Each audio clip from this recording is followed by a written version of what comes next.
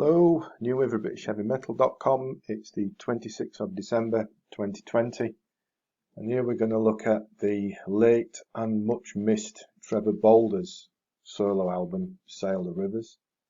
Before we do that, if I may make the usual opening plea, and that is if you would please subscribe to the channel, that would be a big help and certainly appreciated. Anyway, back to Trevor Bolder. Of course, he was one of rock music's finest bass players, and he unfortunately passed away far too early in 2013. Remarkable that it's been 7 years already. But when he did unfortunately pass, he was working on a solo album, and that's recently been completed by contributions from some of Trevor's contemporaries, not least Mick Box, Mick Box, Lee Kerslake, excuse me, and Laurie Weisfield.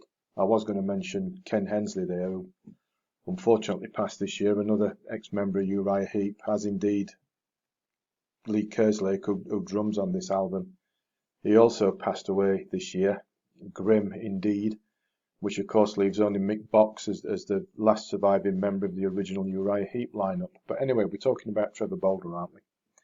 And this, Sail the Rivers, mighty fine album, and a great way to remember Trevor. Not only was he a first-class bass player, of course, he was also a very talented songwriter and contributed some fine songs to Uriah Heep over the years that he was with them. But before that, of course, he was one of David Bowie's Spiders from Mars, back in the Ziggy Stardust days when they had those slightly comical mutton chops. And after that, he'd go on to spells in Wishbone Ash, and of course, for many years was in Uriah Heep as well. So, what can we say? Poor bloke. But appearing on here on Sail the Rivers, we've got ex-bandmates that I've already mentioned, Laurie Weisfield that he played with in Wishbone Ash, and also Mick Box and the late Lee Kerslake from Uriah Heep. And as I've already mentioned, poor old Lee passed earlier on this year as well. But he drums up a storm here, and it's a good way to remember not only what a fine bassist Trevor was, but also what a powerhouse drummer Lee Kerslake was. Slight aside, Lee's got a solo album coming out. I think it's early next year, so I'll pick that up. In fact, I've already got it on pre-order.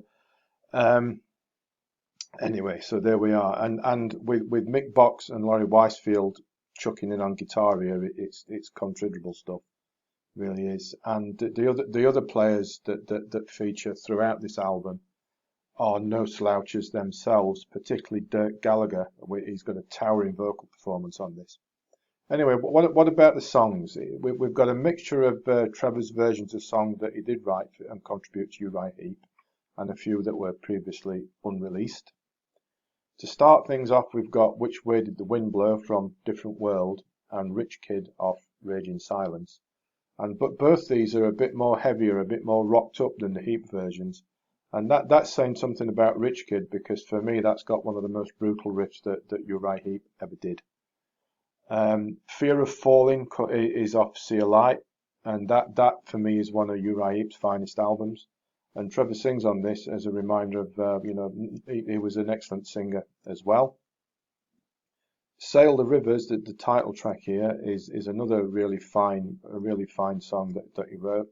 And as far as I'm aware, might be wrong, if I am, tell me, this track appeared only as a bonus track on the Spellbinder live album from a few years ago. And I believe it was an outtake from the See a Light sessions. It didn't make the cut to go on the album.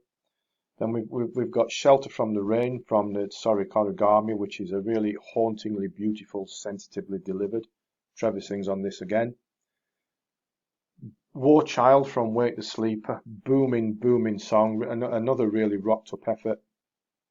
And to close it out, we've got Dream On, which is another of those hauntingly beautiful things that Trevor could do. Dream On from See a Light. And he does a lot here. He sings really well with some feeling, and plays bass and guitar as well. It's just him on this. As the unreleased cuts are excellent as well, but they're generally a bit more chilled out and acoustically based.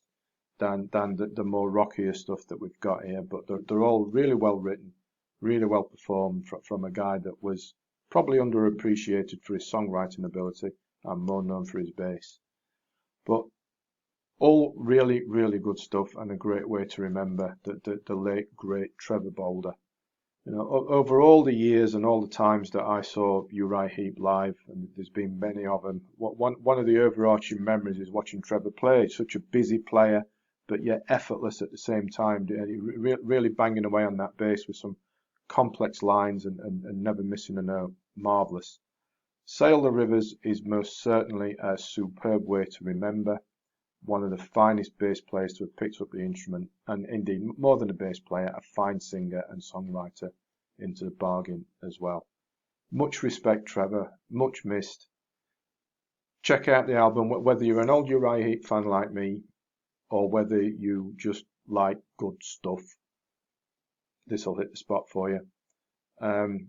As always, there's a link below in the description to the album on Amazon. Also a link back to the blog post on the website, so you can check out both of those if you'd like to.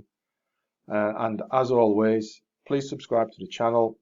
Thanks for watching, thanks for listening, and take care.